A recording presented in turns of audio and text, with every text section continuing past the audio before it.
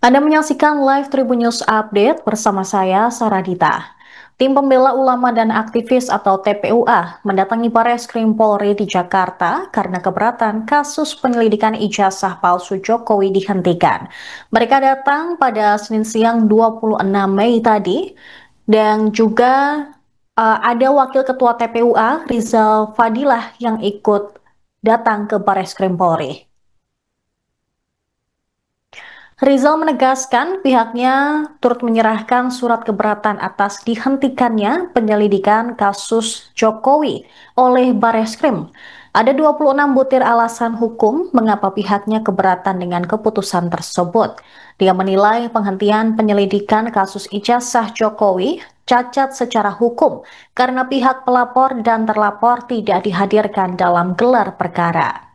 Menurut Rizal, ada nama saksi ahli yang sudah dicantumkan oleh pelapor dalam laporan tapi tidak dimintai keterangan, yakni ahli forensik digital Rismon Sianipar. Pihak TPUA pun meminta agar dilakukan gelar perkara khusus oleh polisi atas kasus tersebut. Ia menegaskan gelar perkara khusus dapat dilakukan karena kasus itu sudah begitu menyita perhatian publik.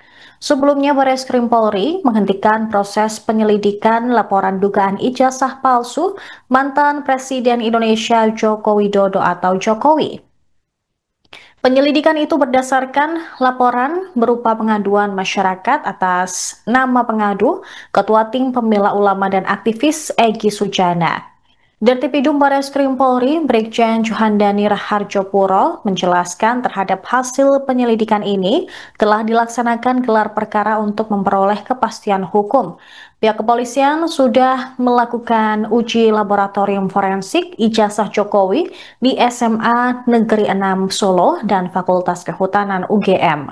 Hasilnya, penyelidik mendapatkan dokumen asli ijazah sarjana kehutanan nomor 1120 atas nama Joko Widodo dengan NIM 1681KT Fakultas Kehutanan UGM pada tanggal 5 November 1985.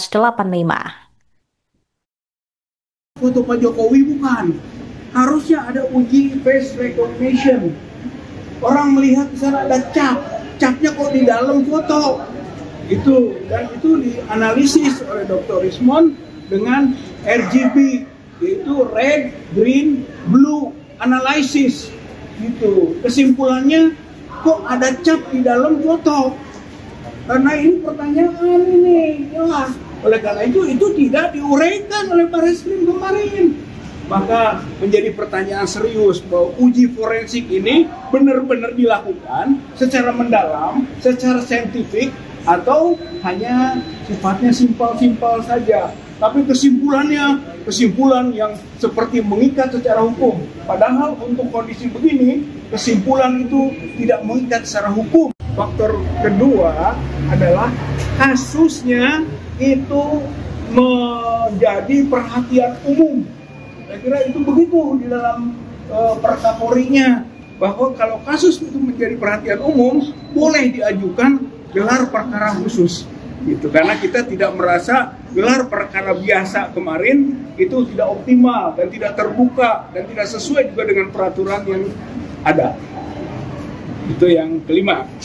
Yang keenam, kita mengingatkan pasal 10 ayat 1 dan ayat 2 Undang-Undang 31 tahun 2014 tentang perlindungan korban, saksi, dan pelapor. Bahwa ketika proses berjalan, pelapor, saksi, korban tidak boleh dituntut pidana dan tidak boleh dituntut perdata.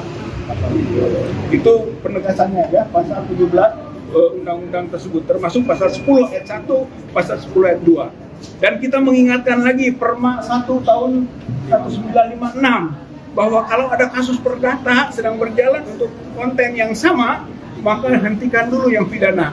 Dan sekarang kasus itu sedang berjalan di Solo dan di Sleman. Perdata untuk perbuatan melawan hukum ijazah palsu Joko Widodo. Pertama adalah bahwa surat ke Karo. Download Tribun X sekarang, menghadirkan lokal menjadi Indonesia.